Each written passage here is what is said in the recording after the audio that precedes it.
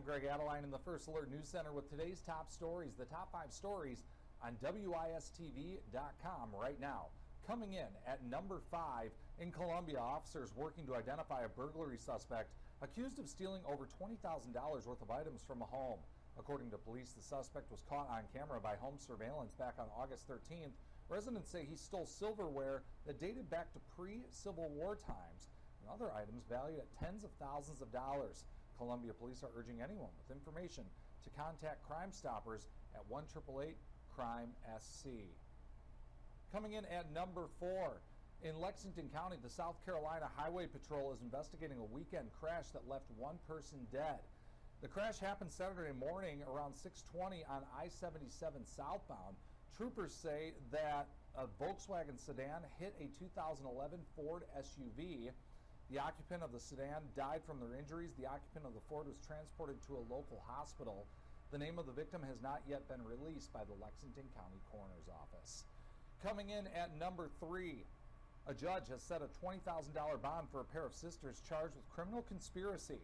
Columbia police say Liana and Jamila Totley are accused of recklessly shooting at a man on Ripplemeyer Avenue in Columbia August 18th.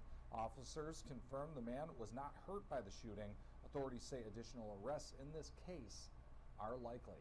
And now let's take a quick break. We will be right back. When I think about the big stories in South Carolina, my mind always comes here to our South Carolina State House because of real stories that affect real people in our community. I think back on the huge teacher rally, thousands of teachers from across our state coming here to the South Carolina State House to rally with SC for Ed. In my mind, this is the heartbeat of democracy, of advocacy, of equity, of justice, and what makes our community such a special place. WIS 10, connection happens here. Welcome back. Coming in at number 3, the South Carolina State Superintendent of Education is urging one of the largest school districts in South Carolina to stop construction on its controversial Early Learning Center. Richland County School District 1 was placed under an elevated level of fiscal concern by the state earlier this month after an investigation found the school board broke the law and wasted money on the Vince Ford Early Learning Center project. A letter sent Thursday by South Carolina Superintendent of Education Ellen Weaver said in order to, quote, preserve remaining taxpayer assets to the fullest extent possible, end quote, Richland 1 should not continue to build the Vince Ford Early Learning Center. Craig Witherspoon, who's the superintendent of Richland 1, said during a press conference last month that the district is still planning to resume construction on the project.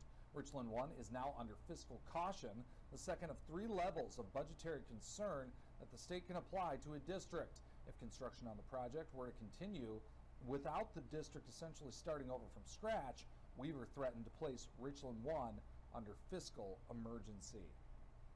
And coming in at number 1, the Horry County Coroner's Office released the identity of a swimmer who drowned after disappearing off the Myrtle Beach coast this past weekend.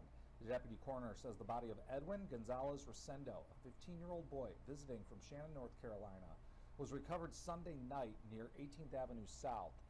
The Myrtle Beach Police Department told our sister station WMBF that Gonzalez Rosendo's body washed ashore shortly after 6:30 p.m. in that area. Officials say Gonzalez Rosendo and another swimmer were reportedly in distress just before 5:30 p.m. Saturday in the area of 12th Avenue South as lifeguards, ocean rescue, and beach patrol swimmers entered the water.